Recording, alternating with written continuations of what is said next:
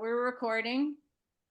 Um, so, by the way, thank you for requesting that. I appreciate that. So I just want to correct one thing. The British Mandate for Palestine was established on July 1st, 1920, not 1922. Okay, so you feel free to submit those corrections and comments. I will try to. What did you say it was? July 1st, 1920. And it's important because they annexed Transjordan in 1921. Those Brits, yeah, they're, so, is there any particular, so these readings are long, and I purposely left out so that not to be so off-putting, the only thing I included in the initial, it added to the website was the preface, because much of the preface material was also 3 or 4 pages long. So the analysis, some of the analysis is also 3 or 4 pages long. So it is a daunting amount of reading. It is for me. I don't know. But what's missing is the economic reality of the times. That's Right. what's driving Britain. And I didn't Okay. see that in any of the papers. So they did, so perhaps in some of the analyses, and we can look at those Okay. if you'd like. So I have those that I can easily pull up. And if everybody is feeling that that is some of the realities are missing, then I can also I can include the analysis so that we can so everybody has an opportunity to see what I see, and then we can talk about it. I will just say we're talking about 40 pages of material a week. Yeah. So you can you can have it, you can pick and choose. It's even so added to what you're reading, I would just send you some of the questions, preface, and analysis, which is what you don't get in the ebook. So where do we want to start? Anybody have a preference for a text that you find that we'd like to pick apart first?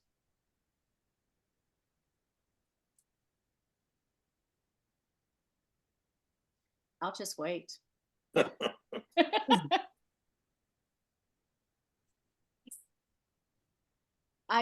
So are we okay with skipping to the British Mandate, which is text number 2? That's fine. Well, thank you. Sorry. All right, so I'm just going to go straight to the faculty book so that you can see what is here. So this really the introduction here is, the British came to Palestine with high hopes of reform and civic improvement. The Ottoman Empire had been politically and financially bankrupt for decades and had been unable to bring new technology and infrastructure to the region. So this does get to some of what Byron was talking about. The banks had collapsed, social services were inadequate, and violence increasingly present. However, British goals to reform quickly became secondary to the task of simply managing the region and its violence. Mandate authorities did not understand the lengths to which both Arabs and Zionists would go to ensure political, economic, and religious independence, both from Britain and from each other. Thus, the years of the British Mandate, largely set between World War I and World War II, were filled with constant turmoil, violence, and little hope of peace. So in your readings, what would you say is the main reason for that?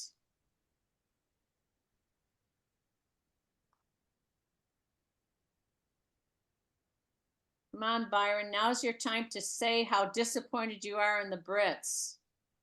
Well, part of this deals with oil, which I don't see mentioned anyplace. So they do not, there is not a lot of mention of oil. You're correct. But that's what determined the boundaries, the pipelines. That's how Iraq got its shape and Jordan got its shape.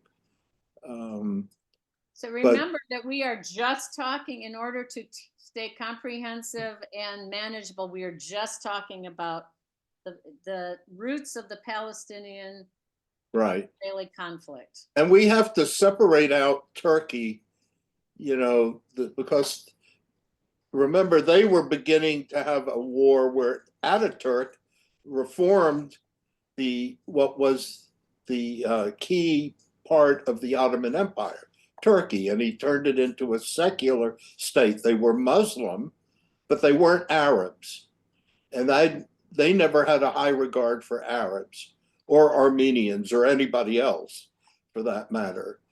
So, you know, we have to, when we keep talking about the Ottoman Empire, we have to, you know, realize, yeah, Britain took over a place that had no governance.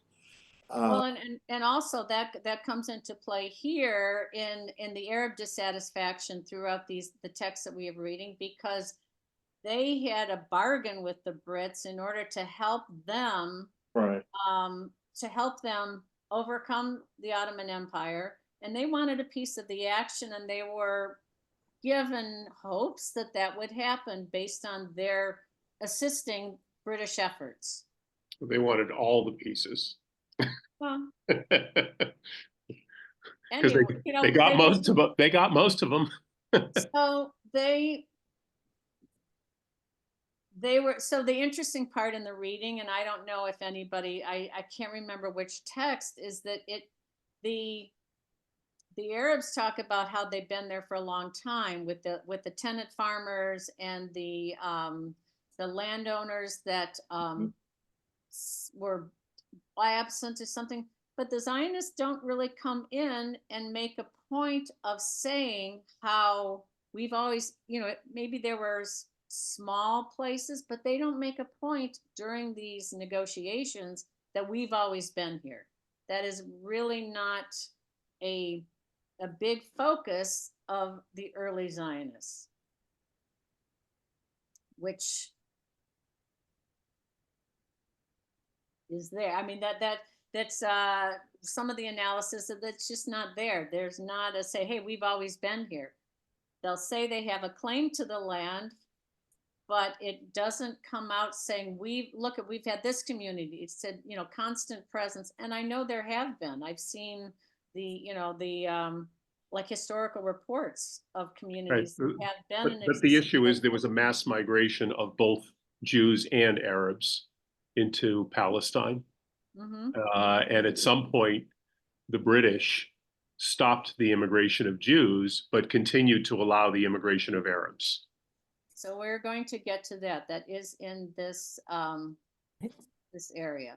So so I think I supplied the preface to the text number 2, and I don't know if anybody had anything that they wanted to bring out. And this is the material on the mandate. Let's see.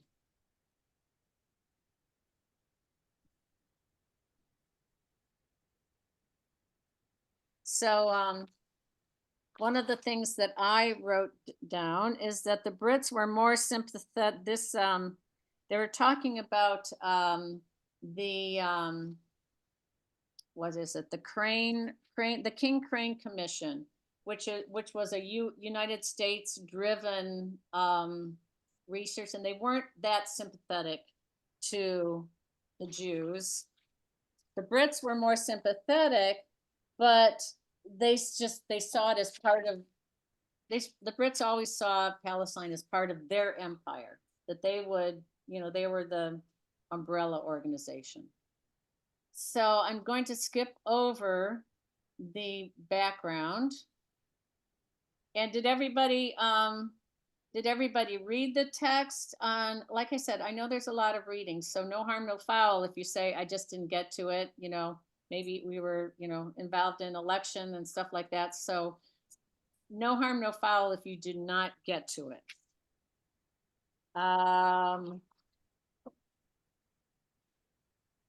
Let's see.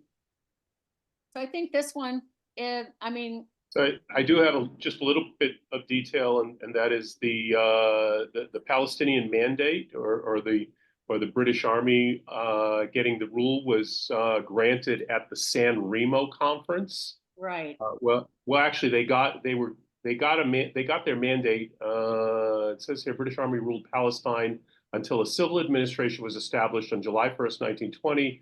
Britain was granted a mandate for Palestine on April 25th, 1920 at the San Remo Conference. And then on July 24th, 1922, the League of Nations approved it. right. So They were already running it for a couple of years. right. So we did not get I think the San Remo conference, that was the very last text from lesson 3 that we did not talk about or discuss. Okay. But it was in your reading. So now this does skip around a bit. But your So- point is critical, that Britain wanted a big part of what they divided up to be in their, Commonwealth. Remember, they were still a colonial power. Mhm. And, it was not until after World War II where you started having all this, like India became independent. That was a Right. big deal because that was the crown of the British Empire. Right. And so, Britain was still, they still had a 19th century mindset. Yes, there absolutely no question about it. And it's and when you read through these texts, you just see that they've got no clue and not a lot of interest in the people who are actually living there. They just wanted, like, to be part of the oil situation. Also the roots, with The Suez Canal. Right, the Suez Canal, the shipping trades and things like that, the ports, they do, the port of, Jaffa and Tel Aviv becomes critical in the skirmishes later on. Anyway, so let me, I'll just read through this quickly and then we can get to some of the analysis. So this is a British mandate. The Council of the League of Nations. Whereas the principal allied powers have agreed for the purpose of giving effect to the provisions of Article 22 of the Covenant of the League of Nations to entrust to a mandatory selected by the said powers the administration of the territory of Palestine, which formerly belonged to the Turkish Empire, within such boundaries as may fix by them. And whereas the principal allied powers have also agreed that the mandatory should be responsible for putting into effect the declaration originally made on November 2nd, 1917 by the government of His Britannic Majesty and adopted by the said powers in favor of this establishment in Palestine of a national home for the Jewish people, it being clearly understood that nothing should be done which might prejudice the civil and religious rights of existing non-Jewish communities in Palestine, or the rights and political status enjoyed by Jews in any other country. So we've seen that before, at least once, probably twice. And whereas recognition has thereby been given to the historical connection of the Jewish people with Palestine and to the grounds for reconstituting their national home in that country. And so Article 2, we're going to, skip that. The author is pulling out her idea of what's important for us to pay attention to. The mandatory shall be responsible for placing the country under such political, administrative, and economic conditions as will secure the establishment of the Jewish national home as laid down in the preamble and the development of self-governing institutions, and also for safeguarding the civic and religious rights of all the inhabitants of Palestine, irrespective of race and religion. The administration of Palestine, while ensuring that the rights and position of other sections of the population are not prejudiced, shall facilitate Jewish immigration under suitable conditions and shall encourage, in cooperation with the Jewish agency referred to in Article 4, close settlement by Jews on the land, including state lands and wastelands not required for public purposes. In the territories lying between the Jordan and the eastern boundary of Palestine, as ultimately determined, the mandatory shall be entitled, with the consent of the Council of the League of Nations, to postpone or withhold application of such provisions of this mandate, as he may consider inapplicable to the existing local conditions, and to make such provisions for the administration of the territories as he may consider suitable to those conditions, provided that no action shall be taken which is inconsistent with the provisions of Articles 15, 16, and 18. I find the text difficult to parse out, which, so the questions that they have, and if there's any questions that, any you want to answer, Well, I think it's also critical for a couple of those maps that were included, because Britain made it clear that west of the Jordan was not to be, part of whatever their arrangement was on all the other lands. mhm. So, I don't know what page that map is on, but I think that's a pretty critical map. Yes, I can find that. You mean which map are you talking about? Would you repeat The that? one that basically had, you could infer west of the Jordan would become Israel at some point. I mean, they didn't say that, but Oh, okay. Sorry, I gotta post something, sorry. Let me see, I think that's, let me find the map, I believe it's quite farther down in the,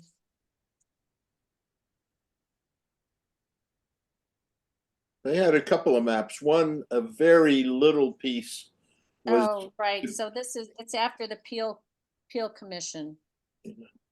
And then there's another one where there's suggestions for partition. Are you talking about that one where Israel's tiny? yeah, I forgot what the label was.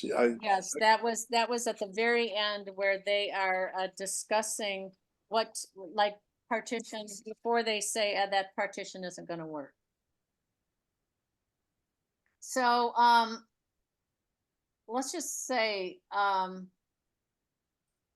the second one, if the mandate system's goals was to help the mandate achieve sovereignty, how did the Jewish national home fit into this concept?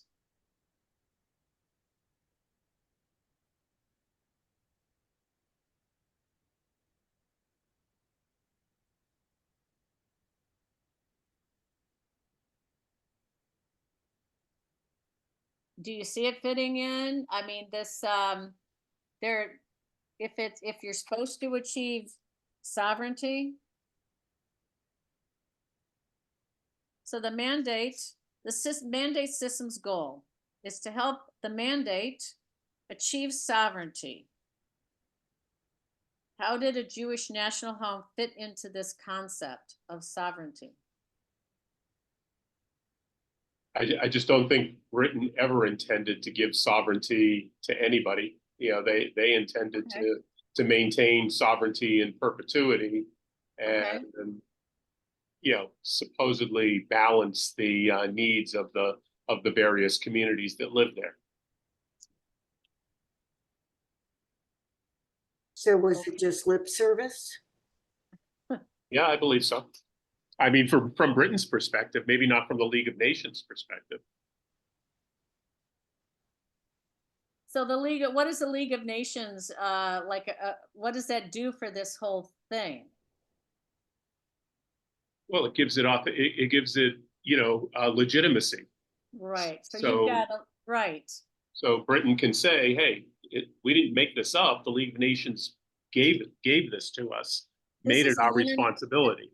It's an international mandate. We're Right. just implementing it. But So the, where does a Jewish national home fit in there? well, didn't the League of Nations talk about Wilson's philosophy was to have these independent, self-governing bodies. And I think to me on the surface, it looks like they're saying, oh yeah, we recognize there will be a Jewish national home and therefore there will be some degree of self-governance, but it wasn't really real. It was to kind of kowtow to use the language of the League of Nations, but not necessarily, I don't think it really fit in. I don't think the Jewish national home really fit in with what Britain wanted to do, which is what others have said. I mean, I think Britain's, vision was probably similar to, if you think of like in Brooklyn, where you have these enclaves of Orthodox Jewish communities. They live within the state of New York, within the United States, but they kind of govern their own community needs. I think that's how Britain saw it. So could be. Well, the big change, and I found the maps, the first one was in chapter 3 on page 55. Okay. And that was early on. And then when you get to the Peel Commission, they basically, annihilated everything. And that was on page 70. So that's in your ebook, correct? Yeah, yeah. Okay. So, we're not up to page 70 yet, correct? No, I'm just saying, you already mentioned, well, the first map was more generous. Right. Yes. The Peel Commission is, Yeah, yeah. right. We know. Except the Jews accepted it. It was the Arabs who rejected it. Yeah. Yes. I mean, the Jews we wanted the Jews took what they could get. I mean, it was Right. better than now, but Right. They why weren't do you happy think about it. that is? Wait, why do you think that is? Something is better than nothing. Okay, but I feel that that's problematic. I mean, and setting a problematic precedent for the future, especially where we are now, where we're claiming we've always been indigenous to this area. Right. The problem, if you're going to accept just that tiny bit, don't you think? I mean, to me, it says, sure. Instead of saying,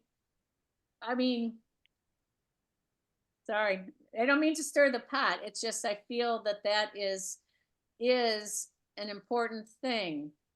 Why didn't, if Eretz Yisrael is that important, why did we just accept just that tiny bit? I mean, is it just because being kicked out over and over and over again? I mean, that's what I think. I think after 2,000 years, you like Byron said, you take what you can get. They weren't happy about it, but it was better than nothing. It was the same thing in 48 when Ben-Gurion accepted all these little pieces, many of which were disconnected. It took the war to connect them. But, yes.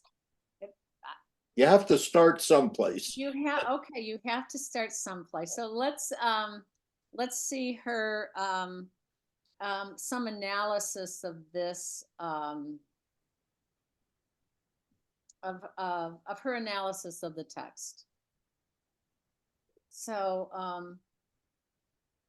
first part, prior to the creation of the British Mandate of Palestine, the term Palestine was used to denote a geographical area rather than a political region.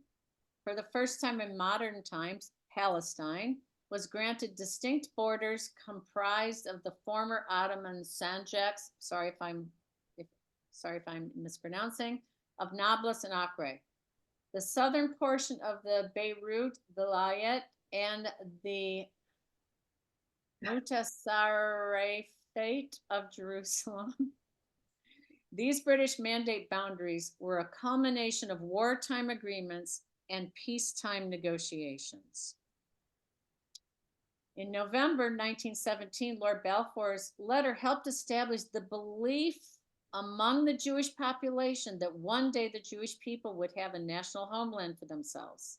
Remember, that's the first time that we're talked about the support of a Jewish homeland in the location of Palestine. The French and even the British, to a certain extent, were reticent in upholding the declaration, which the Jews saw as tantamount to an agreement to create a Jewish state. During the peace conferences following World War I, the French consistently expressed reservations of the inclusion of the Balfour Declaration in any of the formal international documents and treaties. Nonetheless, under British pressure, the French eventually caved, and the Balfour Declaration was discussed and ultimately included in the British Mandate of Palestine. The declaration, however, lost some of its teeth when the mandate required that the non-Jewish population should not be prejudiced. So, any comments or thoughts on that part? I don't know what that means, that the mandate required that the non-Jewish population should not be prejudiced.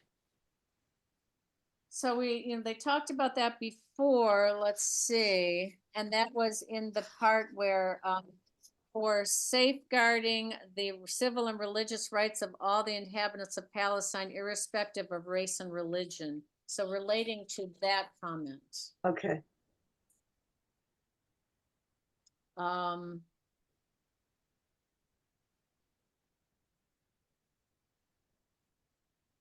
With one wartime agreement upheld, albeit with a modified effect, the British sought to navigate through the Sykes-Picot Agreement, hoping to maintain the spirit of the arrangement without relinquishing important land.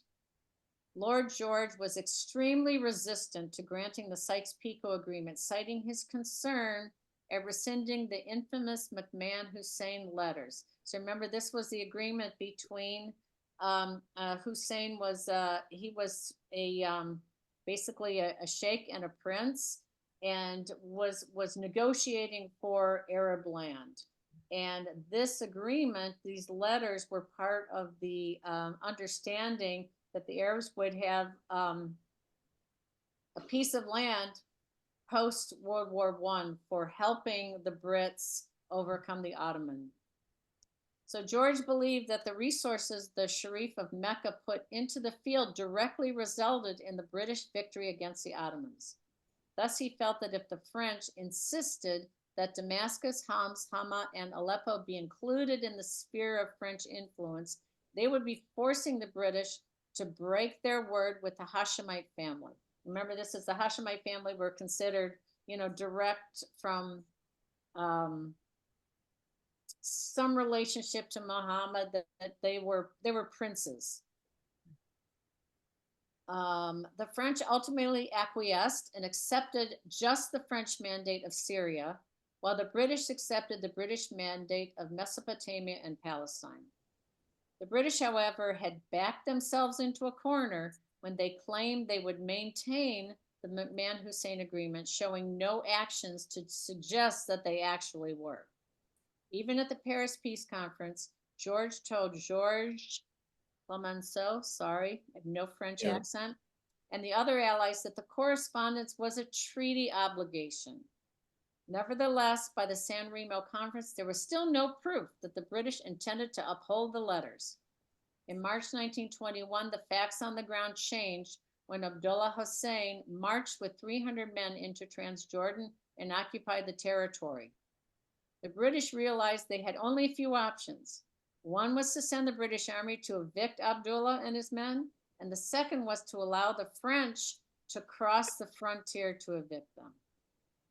Neither of these options seemed viable to the British government.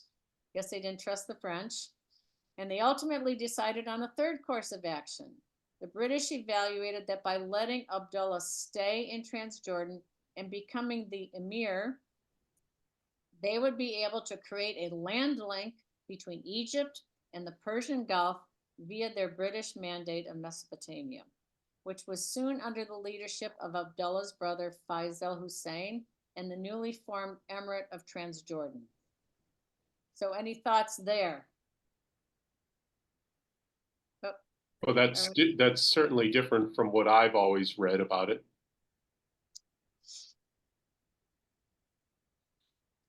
So I can I can share with you her resources. I think they're in there, but she had their notes here. Yeah, I'll just share. I mean, what I read was that Hussein was pretty much running Saudi Arabia, but Ibn Saud was stronger and was going to overrun Hussein, and both of them were allies of the British. And because of that, Britain then offered Transjordan to the Hussein family, and that way they were able to maintain both of them as allies. Well, you will have to supply that research for us to follow up on the notes from where you got that. Right now, we're dealing with what she's got for us. Yep. Understood. So, and if you, like I said, if you want to, share it in WhatsApp, that'd be great. So, after the draft mandate was written on July 24th, 1922, the British created the Transjordan Memorandum on September 16th, 1922.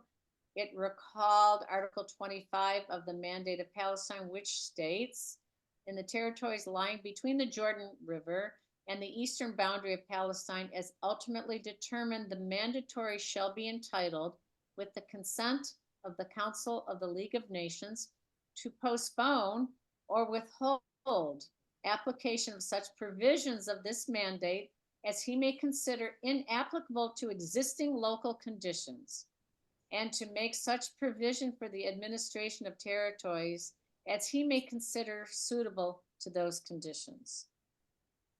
That was so broad that you could do anything. Right. Or not do anything. Yeah. That's what the diplomats do. Yeah. I mean, a lawyer looking at that would go, there's no way I would accept this, Right. So the British, I mean, they didn't want to follow through with it. So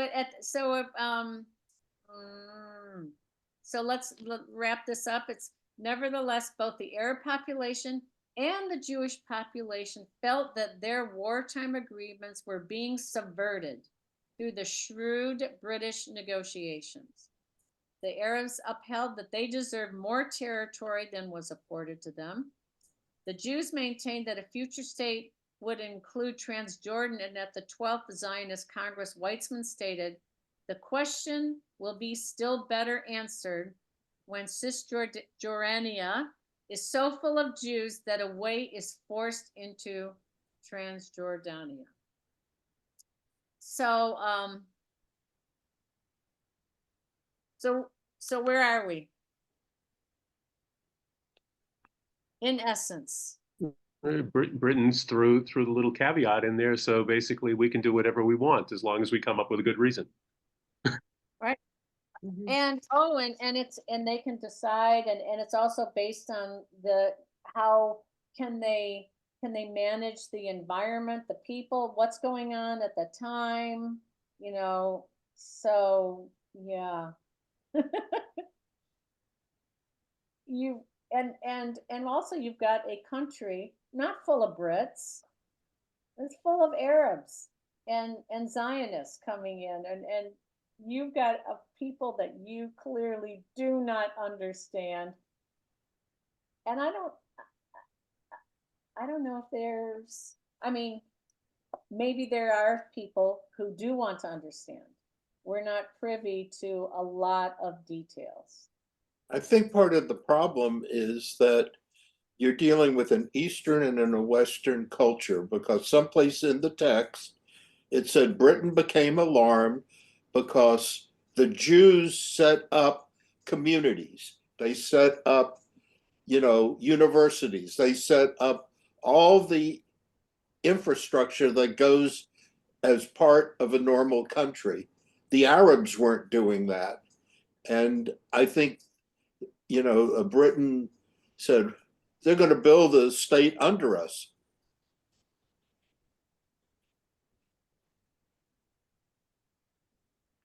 Well, but later on, I think that we find that they so I don't want to, I mean, what do you think? So what did the Brits later on do? And this was found in our reading. What did they do to, and why did they do it? I mean, what did they They do? limited Jewish immigration to be a percentage of the total population, and it was much smaller than the Arab population. Okay. Why? I mean, first of all, you're bringing in Oh, because of what I said. At least that's what the text said.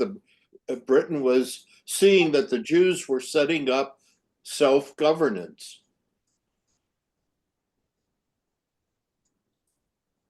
and it's not just the Brits that were unhappy about that.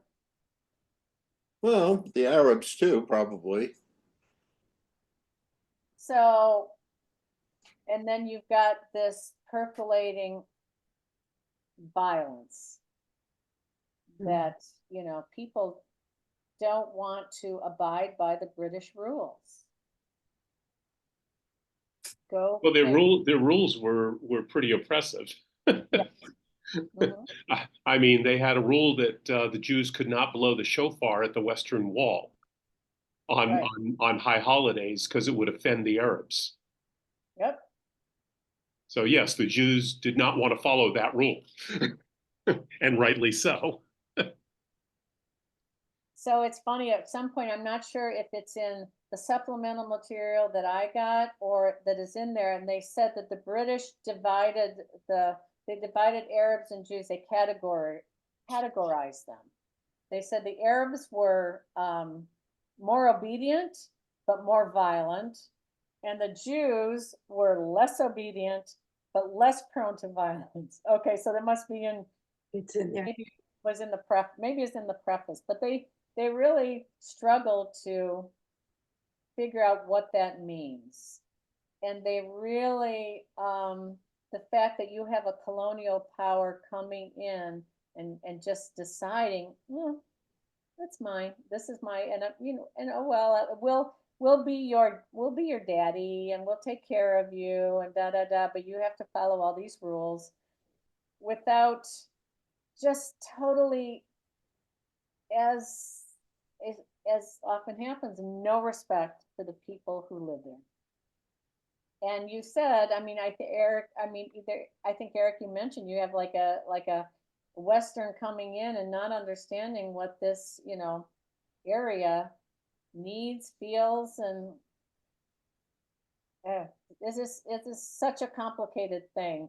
And this mismanagement just sets the stage for years of conflict. So, tell me which text you would like to, and I can share the analysis if there's something that you, the next, the next text, text 3 is, does, there's a lot of the preface material does talk about the building of the community. So since that relates to, how about if we go there, because that does relate to a little bit more of, quite frankly, what we're interested in, and that's their Jewish response, or what's happening in the Jewish communities.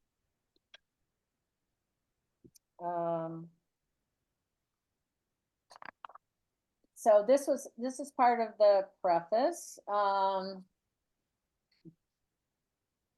like that the white paper spoke loftily of appeasing both Arabs and Zionists, but in effect appeased no one. And by the late 1920s, the same issues that had plagued the British in 1922 remained. Arab concerns over Zionist immigration and land ownership and a changing labor force. Muslim and Jewish concerns over access to holy sites and the future governance in Palestine.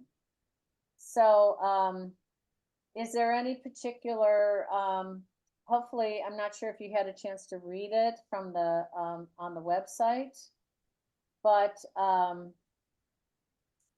this was, I found this to be a fascinating insight into the area. So in December 1927, economic, and Byron had mentioned that they didn't talk about the economic issues of the area as much as you wanted. This is more localized. The tensions climax at Petah Tikva, a small Zionist agricultural settlement in central Palestine. Petah Tikva's primary source of revenue was its orange groves. The trees were owned by the Zionists. However, the settlement did not have the capacity to pick all of the oranges during the harvest season. Therefore, as was typical, it sold the oranges on the trees and the buyer paid for the fruit to be picked. Most buyers were Arab, who hired Arab pickers. These pickers were highly diligent and obedient workers. They also had more experience and cost less than the Zionist pickers. The system benefited both Zionists and Arabs and worked for some time. However, by December 1927, an increasingly poor economy, struggling under the weight of rapidly increasing population, led many Zionist workers to oppose this system. The Zionist laborers felt that the Zionist dream was to have Jews working the land, and thus Zionist farmers should employ Jewish labor. These unemployed Jewish workers began picketing Zionist farms and preventing the Arab laborers from working. The farmers reluctantly called the British police, informing them that they depended on the orange harvest to survive. And fellow Jewish workers were hurting their business. The British police responded by forcefully removing the Jewish picketers, ending the conflict. The events of Petah Tikva were symbolic of the major economic problems facing British Palestine. Despite Zionist dreams that the new Jewish state would be built with Jewish hands, Zionists were not trained or willing to perform every task that needed to be done. Arab labor was essential for the survival of the kibbutzim and the other Jewish settlements, even if it compromised the ideological Zionist goal. In addition, the events at Petah Tikva reminded the Zionists, Arabs, and British that unchecked immigration was causing an overabundance of labor, more than the economy could support. While fighting to realize their dream, the Jewish picketers drew attention to the fact that their presence was a burden on both the Arab community and the British occupiers. So, and then we, like Eric mentioned about what they could or couldn't do. So we talked about so the British wanted to control immigration so that it didn't exceed the capacity of the communities. They also wanted to make sure that the religion, that everybody's religions were respected. And so this was, there was this, I'm going to read this because this sort of, I'd like to know what other people think. Economics was only one cause of continued Zionist Arab tensions. Religious beliefs and access to holy sites were another primary cause, as Eric mentioned. The most contested holy site was the westernmost wall of the Second Jewish Temple precincts, known to the Jews as the Western Wall, or Kotel HaMa'aravi, and to the Arabs as the Ha'it al-Barak, Barak's Wall, named after Muhammad's horse, which according to legend he tied to the wall upon arriving at Jerusalem. Under both Ottoman and British rule, the Western Wall was considered Muslim, and forgive me if I mispronounce this, Waqf property, and controlled by the Muslim religious leaders of Jerusalem, or Mufti, Haj Amin al-Husseini. Although technically Muslim land, in reality, religious Jews had always been able to access the Western Wall and pray there. Their numbers were small and disturbances seldom. However, as the Jewish community in Palestine increased, more and more Jews desired access to this holy site. On September 23rd, 1928, the eve of Yom Kippur, the Ashkenazi caretaker, the Shamash, went to the wall to arrange an ark, mats, screens, and lamps for Yom Kippur services. He also established a mechitza, the divider between men and women, made of chairs. Although Jews were allowed to pray at the wall, they were not allowed to create new religious structures, permanent or otherwise, on the site.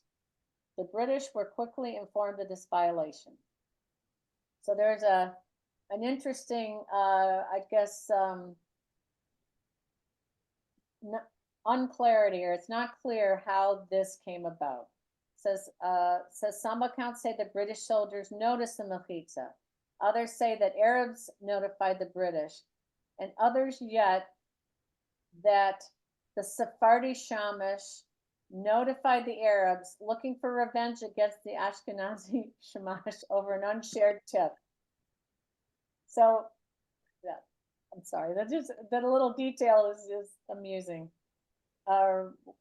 Regardless, the British soldiers immediately took action. They approached the Jewish worshippers arriving for prayer and ordered them to remove the objects.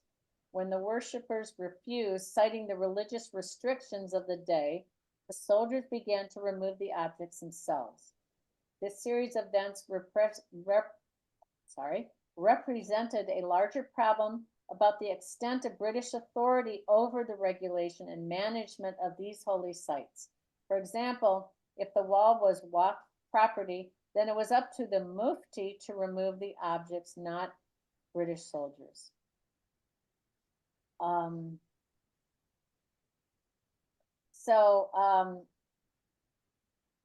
I think, so everybody had an opportunity to read this, or we can, go back, but there is,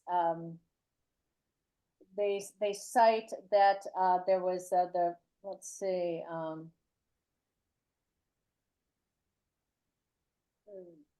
so the Mufti and his peers were concerned about larger Zionist goals and wanted to ensure the wall was kept in Muslim Arab hands. The fears were not unfounded. During the 1920s, there had been several Zionist attempts to purchase the wall area from the Arabs. There had also been talk of rebuilding a third temple on the site of the Dome of the Rock in Al-Aqsa Mosque. Further complicating matters were Muslim Arab construction plans for the Haram, the Temple Mount, designed to both repair and rebuild Muslim structures. On November 19, 1928, a British white paper, government document, justified British and Muslim actions back in September. The chief rabbi of Jerusalem responded by claiming that the Ottoman government had allowed impermanent Jewish prayer structures and that he had documentation to prove it. Despite legal documentation from the Mufti proving Muslim control over the land, the British requested that the Muslims delay construction until the matter is resolved. By the following May, the chief rabbi had failed to provide proof of his assertions. The British concluded that the Jews did not have proof and that the assertion had simply been designed to delay Muslim construction. It's important to note that the Muslim community had abided by the British request and delayed construction during the winter and early spring. However, of course, it is a rainy season, right? By July 1929, Muslim construction of the Haram resumed. So I think it's important to keep in mind that the area by the Western Wall is quite small. We can't think in terms of what it is today, because remember, it was cleared, it was expanded tremendously, and I don't know how many people could have been there. It would have been quite small. So not really a danger. Right. I mean, the issues are the same regardless, but we have to keep in mind that you can't think of what's there today as what, was going on then. well, and remember today there's a big open courtyard. Back in those days, there were homes built literally right up to the walls, so you just had a narrow corridor. Yeah, just look at the pictures of when when it was liberated. There's not much room where the paratroopers were. That was by the wall. Well, but also remember that even way back in the McMahon Hussein papers, they were afraid of Jewish immigration, Yeah. of unchecked Jewish immigration, or sorry, I think they called it Zionist immigration. And they also felt that the Jews had bigger plans, which, let's face it, they did. They assumed the Balfour Declaration was like, oh, Jewish homeland, that's a Jewish state in our mind. So they weren't wrong in thinking that the Jews had bigger plans. So they technically weren't wrong. So I could see from their perspective that this incident would look like the Jews are taking over already. I could see that. And we don't know if there is if the year before that there was a mechitza, I don't know. It sounds like was a new thing, and you never know. Is it the straw on the camel's back that all of a sudden, and who the person who lets the British Army know, and all this other stuff is percolating? I mean, there's lots of variables that are at work, and I think the author is trying to say it's you've got this economic and this, then, and already we see, and now it's, and by the way, who outed the fact that there's too many Jewish workers? It was the Jews themselves who said, well, they're causing us a problem. So there's not yet enough industry to support, or a varied industry to support the population growth. So now we're seeing all the things that the Arabs and even the Brits thought are coming to pass.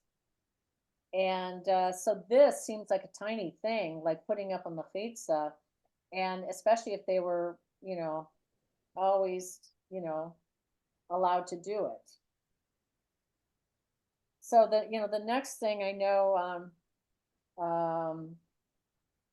another, we might as well finish, this, because this also is the other part of, and this is the building violence that's happening. So, and in honor to our well-read friend, who I know likes this person, so Zev Jabotinsky, the leader of the new revisionist Zionism movement, was outraged. And this is, remember, we're talking about the Muslim construction at the Temple Mount. He believed that the labor Zionist goal of building a Jewish state from the land up was short-sighted. Ardently nationalist, he proposed a revision of Zionist policy, refocused on Herzl's goal of a political statehood, not just a homeland. Jabotinsky formed a youth group named Beitar, which is an acronym from Berit Yosef Trumpeldor. So the Covenant of Joseph, or Pact of Joseph Trumpeldor. Beitar was also the name of the last outpost of the Jewish uprising against the Romans, connecting the 20th century youth to this climactic historical example of Jewish resistance and strength. Beitar became the paramilitary youth wing of the revisionist movement, with the primary goal of opposing British legal restrictions on Jewish access to Jewish land. For Jabotinsky, this included the wall. On August 14th, 1929, 6,000 Beitar youths participated in a Zionist demonstration at the wall. The following day, more Beitar youths joined the demonstration, openly claiming the wall as Zionist Jewish property and cursing Mohammed and Islamic sites. The youths also initiated violence against Muslim residents of the Maghribi neighborhood. On August 16th, 2,000 Muslims came to protest at the wall directly in front of the Mufti's home. They tore up a Torah scroll, burned religious documents, and demanded a Muslim response to Jabotinsky's claims. The height of conflict came on August 17th.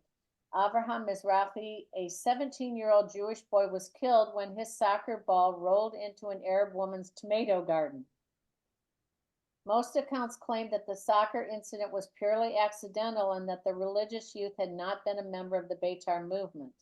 These accounts claim that the woman screamed in fright and that when an Arab man came to her rescue, he stabbed Mizrahi to death in the process. However, other accounts disagree. One prominent version recounts that an Arab girl grabbed Mizrahi's ball and hid it under her clothes. When Mizrahi and friends tried to retrieve the ball, the girl screamed. Arab men came running, saw what they presumed to be an attack on the girl, and hit Mizrahi on the head with an iron rod. Regardless of causes or actual events, Mizrahi was killed by an Arab man, and his funeral became an open Zionist demonstration against the British Mandate and the Muslim community. On Friday, August 23rd, Arab Fellahin received a note from the Mufti asking them to gather in Jerusalem and defend the Haram. There is a debate among historians regarding the origins of the text. Many argue that it was not written by the Mufti, but rather by a non-Arab attempting to stir conflict. However, it is impossible to know for certain, and so it is certainly plausible that, if not written by the Mufti himself, the note was written by an Arab on his behalf. Regardless, the Fellahin had no reason to doubt the validity of the letter, and that day crowds of Arab farmers came in work clothes, despite it being their holy day, carrying clubs, knives, swords, and guns. The Fellahin were convinced that the Zionists were going to take the Haram. Widespread violence began in Jerusalem and quickly spread to Hebron, Safed, Jaffa, and Haifa over the course of the next few days. In Jerusalem alone, 113 Jews and at least 116 Arabs were killed, with religious Jews and Muslims dead, in addition to Zionist and Arab protesters. The total body count is unknown. The 1930 British Shaw Commission concluded that the Zionist demonstrations on August 14th and 15th in 1929 had caused the riots. The British concluded that the Mufti was not responsible, and the Arab rioters were fighting against unrealistic Zionist goals of an independent nation-state in Palestine. The British actively rounded up rioters, both Arabs and Zionists, 3 of whom were hung for their leadership role. The publication of the Shaw Commission report angered Zionists, while it bolstered the Mufti as an Arab Muslim hero who protected the Haram. So, let's see. So this is, so we had, so this, the next text, I mean, let me see. I don't know, did anybody, look at that and have notes on this text?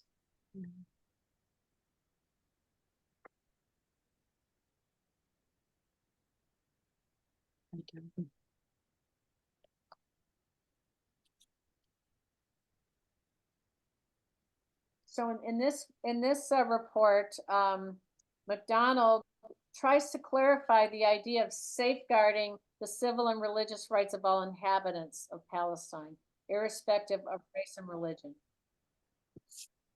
I mean, I don't think what's going on? What's going to happen? What can, anything.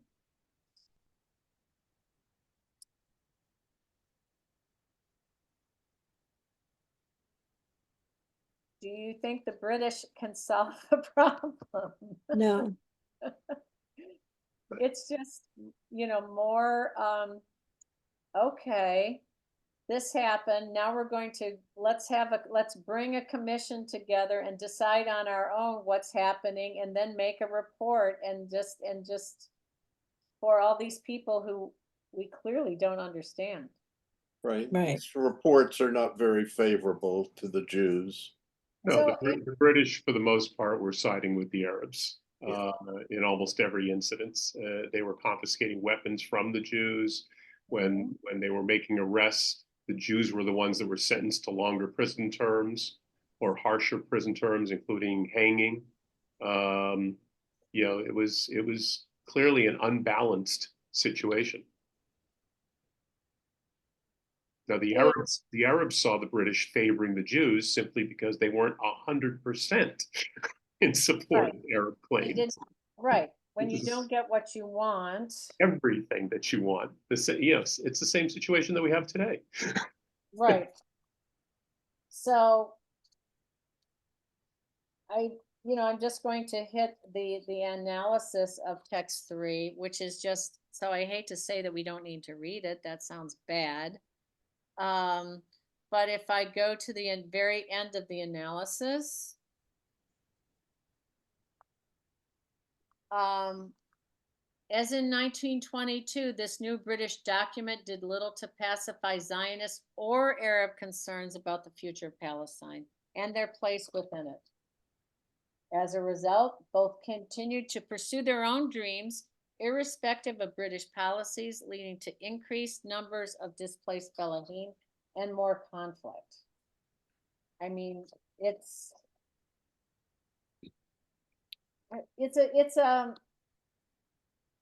oops. So as you read these texts, as you listen to the discussion, what are your thoughts in this time period? I mean, it's way before our time period. We know it as just a historical, and we're between two wars. We've also got, the Great Depression happens during this time period. I mean, thoughts, gut reactions to what you hear, and by the way, one of the things that Eric mentioned, if you were on the WhatsApp group, he mentioned that either maybe it was to me privately, but there's a lot of these things were really violent. So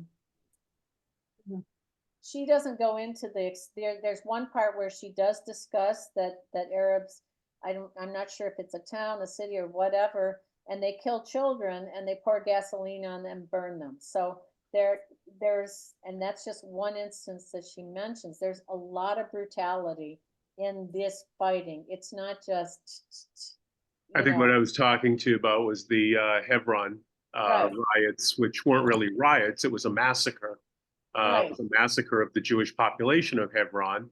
The British basically didn't do anything for about a day, and then eventually went in to suppress the rioters. And then the conclusion was they kicked all the Jews out of Hebron. Well, and I So, believe so the there Arabs, the Arabs won by killing, murdering, and they literally, if you think about what happened on October 7th, it was the same type of thing: rapes, burnings, chopping people's heads off. It was the same kind of violence, and the result was the British kicked the Jews out. So, it was a very successful attack as far as the Arabs were concerned. so. So so we're getting like a big cycle of unmet needs, distrust, maybe platitudes. Star says lip service, and just for what reason? I mean, why, can't you? I mean, I find it shocking that the British just don't say, of course, maybe we're not here. We're not hearing what the British are actually doing with the area, because I'm sure there's something going on. Well, most of the British and most of the British Foreign Service employees were pro-Arab. They were not pro-Jewish. They were pro-Arab. So and in fact, we could talk about it maybe another day or so, but Probably shouldn't, because remember, we're also, the goal is to see the Palestinian perspective, which I think is harder for us, especially after October 7th. It's very difficult for me, it is challenging to look with any sort of sympathy, empathy. I'll just be honest, it is very difficult. It is challenging. However, if you had a chance to, like I said, this isn't a debate about somebody wins. And by the way, it's clear that the compromise, we don't want, I mean, Jews are willing to accept a compromise, but you have a partner that is not. So there are many, many, many initiatives in Israel. I'm not, and in order to find some common ground, so they do exist. Right. It's just very challenging, I think, especially right now. Star. Well, there is that organization Hand in Hand, and they're working, with the youth. Right. And so there are organizations trying to bring them together. Right. But I think one of the biggest things is that, I mean, for the Islam is an evangelistic organization. And I figure they're totally right. And if you look at the Quran, you see where they think the Jews did it Right. wrong in the Torah. But this is their focus, is that they're right, we're wrong, and they want to turn everybody Muslim. That is their ultimate goal. Where Right. with us, you can be Muslim. We're not going to push you out of heaven. Yeah. You can be Muslim, you can be Christian. That's between you and God. We're not going to try and change you. But So, that can change the focus. So Star, what were you going to say? I'm sorry. No, it's quite all right. I was, You're 100% right. yeah, I was gonna take it in a different direction. What we're reading are all these reports and statements that I guess go to the leaders of the different communities. I guess I'm just wondering, what was it like for people on the ground when these governments, when Britain reported the results of yet another commission, were these things communicated at all? Like, were they in the newspaper for the Arabs in the newspaper? How did the regular Joe and Joan on the street know, or did they know what was going on between the higher levels? Well, remember that each places they had like their own like leadership and government. So they were, I'm sure the British would communicate to the leaders of whatever settlement, and that would, and there's another part toward the end, and I believe it is either before the last text, the white paper, where they do call on representatives. Of course, they're asking them to come to, I'm not sure what city, where it's at, but to this international conference to, they're asking for people, because the Brits at one point they want to settle it. They think they want to settle it as soon as possible, but it's in everybody's best interest to settle things quickly. And remember, we're not even talking yet about what is happening in Germany, Right. vis-a-vis, what Britain is reacting to, and it's, the trickle down effect. We haven't even gotten to that. That's next week. Sorry. It just seems very hopeless. And yes, I do, I do see, of course, the issue with,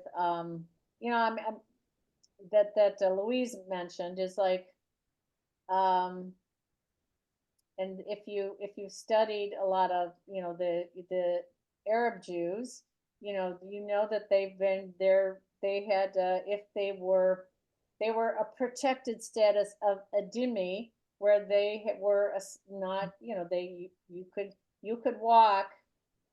You could never ride a horse with it while an Arab rode a donkey. So you had you were protected, but you couldn't do a lot of things. You were a second-class citizen, Exactly. and you were charged extra for being a Exactly. second-class citizen. Exactly.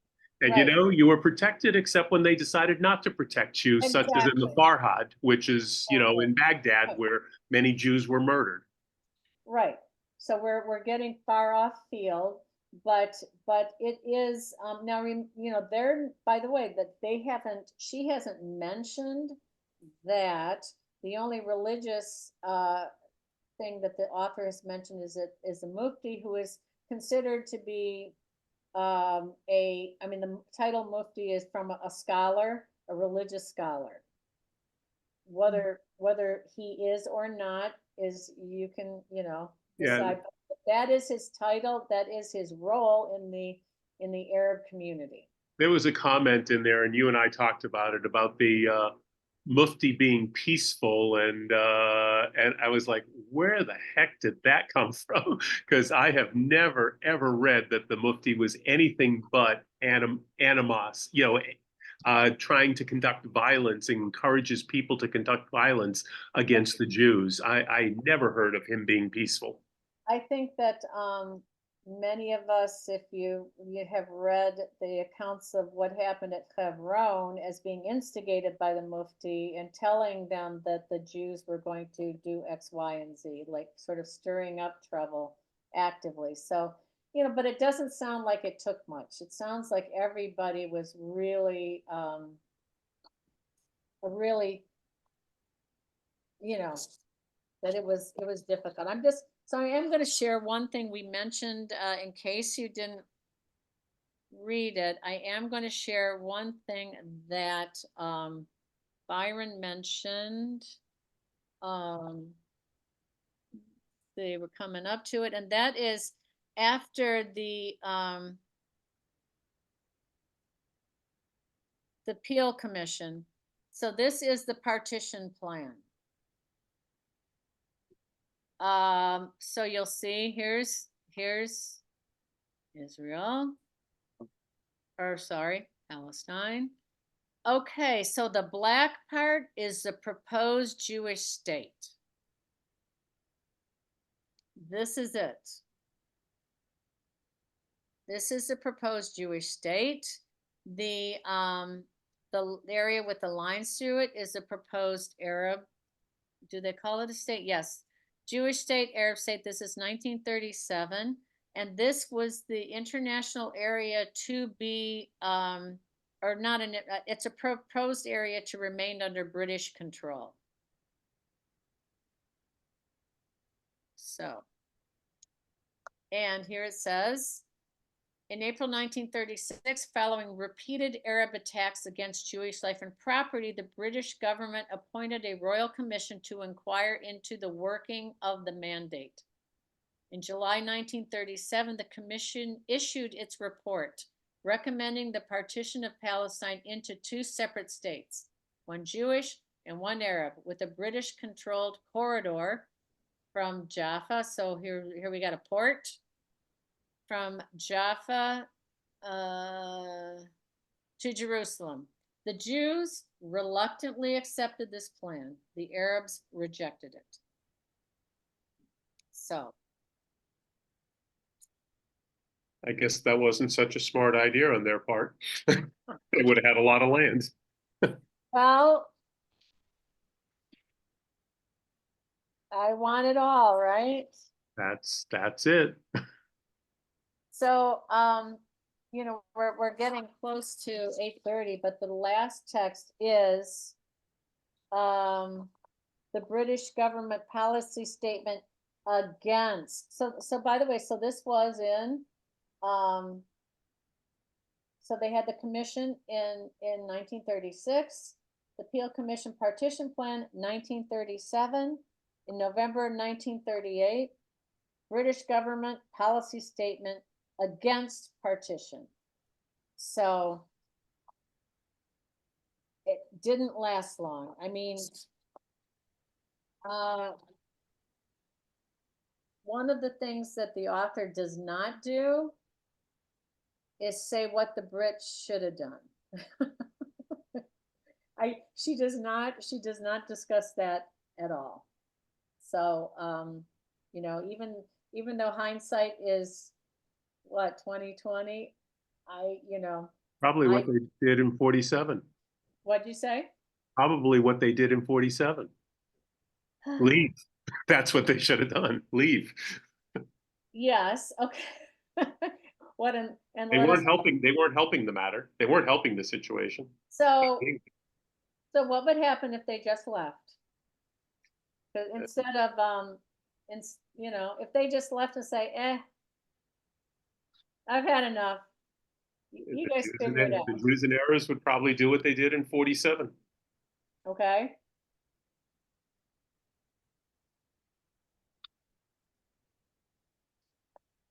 So, oh, question somebody? No, I was just gonna say all out war, that's what it would have been. It's like a family fight. You ever seen a family that goes at each other and, or sisters? You have sisters that have a fight. I mean, any man in his right mind won't get in the middle of that one. And this is how, you know, they just plain get nasty and dirty and, you know, both sides. They're so full of anger and hate that they Uh, can't see their way to clarity, ultimately. I don't think. I mean, there's times that they want to make a concession, but the concession doesn't happen.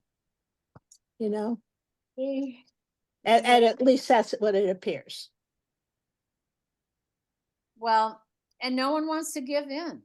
Right. Well, So- that's not true because the Jews reluctantly accepted the plan. So the Jews are always giving in. They're the only ones who are giving in. Okay, do you think that would have lasted? I mean, they already got this little bit of land and they can't support it. They can't, economically. Where are you gonna But put there's all this? another issue that hasn't been raised, Yeah, and you have to consider the Muslim religion versus everything else. All other people are considered second class, Right. regardless. And there's the requirement of, you take the land, it's yours, you're the predominant party. So if you don't keep the religious, precepts in mind, there's no point in talking about any of this. but you mean well, and in addition, they don't make, they don't really talk much about.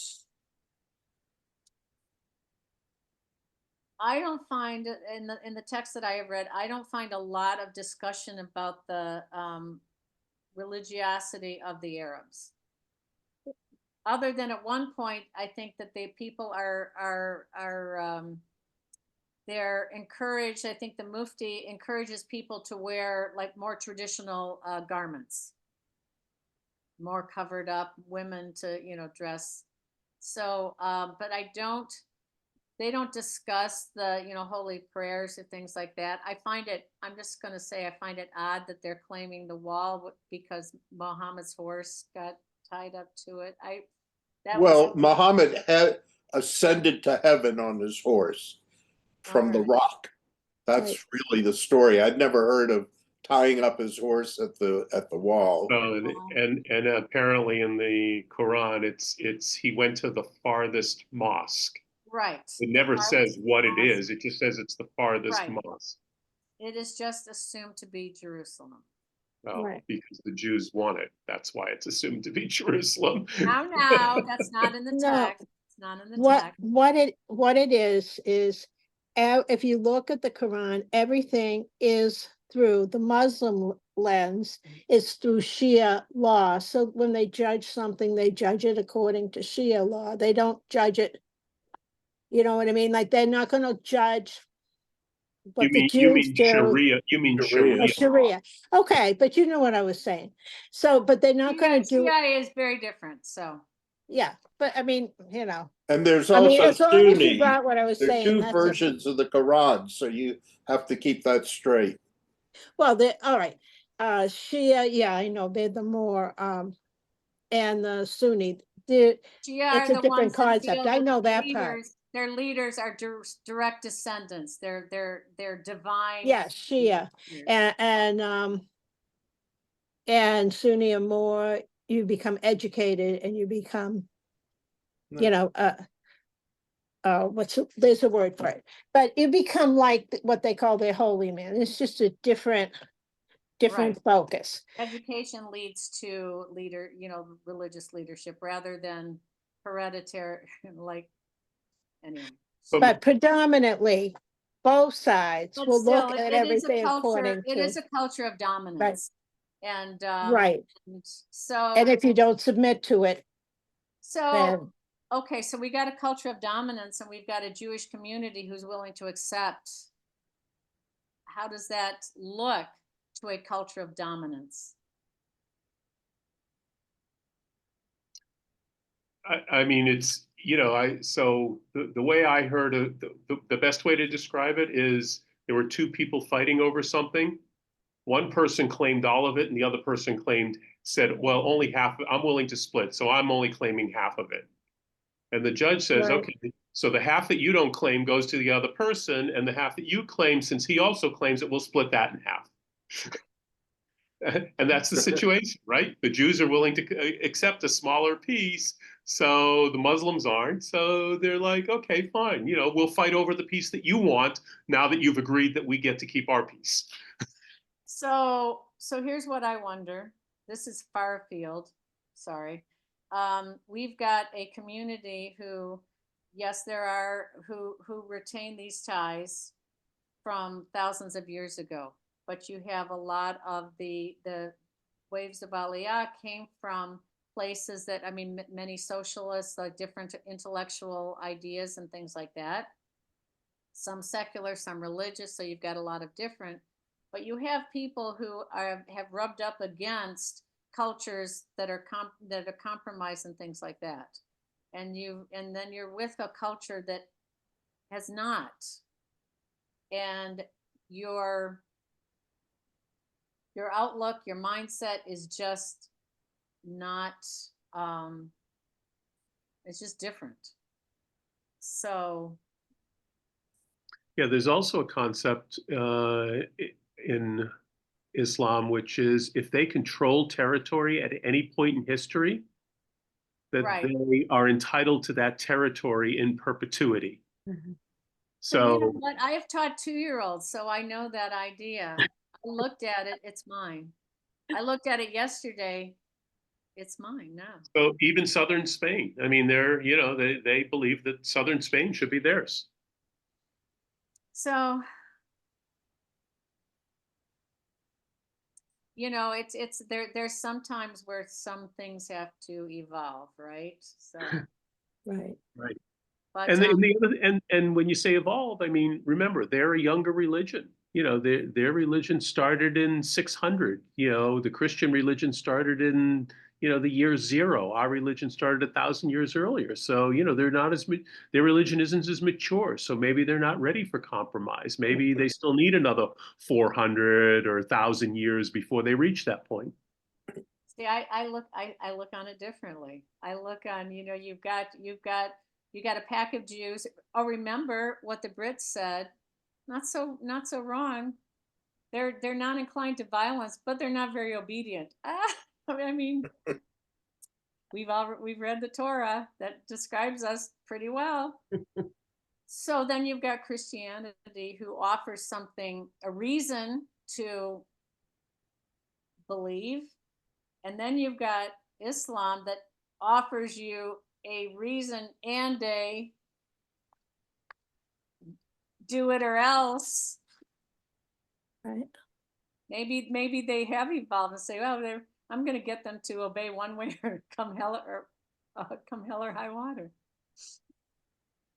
Anyway, it's so the next week we will be